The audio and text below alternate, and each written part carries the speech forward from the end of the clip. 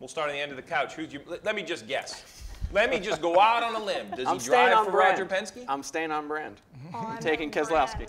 Oh, I thought it was Ryan Blaney with your Ryan Blaney type outfit. I thought it'd be all three. He's on my watch list. Okay, so you're shopping taking, from the Ryan Blaney so collection. sell the fans at home. Brad Keselowski. Brad Keselowski. He's got to win it. He's got to win at Fontana.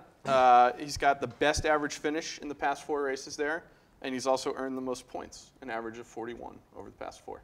That's a pretty good sell. When That's he gets 4 years, points. though. Well, go ahead. If you don't like Brad, then wait, do we even have to ask? You don't have to ask. I don't have to ask. So for the fans that are just tuning in for the first time, if Martin Truex is in the race, that's Russell's choice.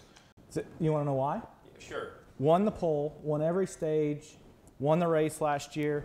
He's won 3 of the last 4 stages there, finished second in the other one, was 4th the year before, no-brainer. I'm going to save mine for last. So we have a Team Penske driver, a Joe Gibbs driver.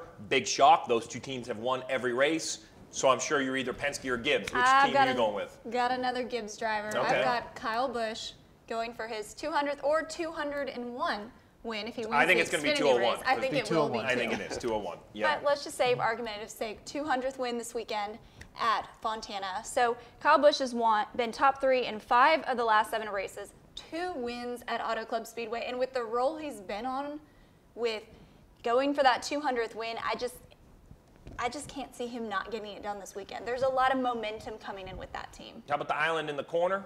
You got a name that we haven't said yet, or are you on top of these 3? I'd like to give some expert analysis and pile on the Kyle Busch train. Okay. That guy is just really good at driving things.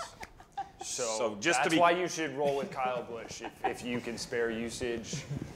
Like what, it's a usage game at that point, but I think you can lock in Kyle Busch as a guy you can expect to see success from at every track right now until proven otherwise. Let me check down and take Kurt Busch as well as someone I'm going to take a look at Auto Club this weekend. He's been good there in the past, and he's been good this season in a new car with new package. Kurt Busch is interesting because I think while you look at his Fontana stats, they haven't been spectacular recently.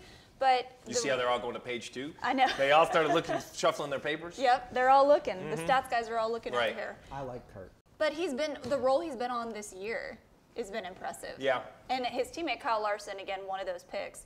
That's kind of a must start when you look at Fontana too. He's my guy. You guys talk about Kyle Busch. I was on the fence with Kyle Busch. Now that Christian's taking Kyle Busch, I'm definitely not. So I'm going to take the other Kyle. I'm going to take Kyle Larson. I do have concern because I don't know how this aero package is going to race, but in the end, at some point the tires are going to get old. At some point the top is going to come in. He is as good as they come running around the top. He's finished, top 2 in the last 2 races out there. And to be honest, when I scroll down through here, I've only used him once. So he's a guy that I'm like, that's pretty quality. I have some starts kind of left with him. I think the only other name we haven't mentioned is the other Team Penske driver, Ryan Blaney. His numbers out at Auto Club, top 10 in the last 2 races out there. So I think he's one that could be considered.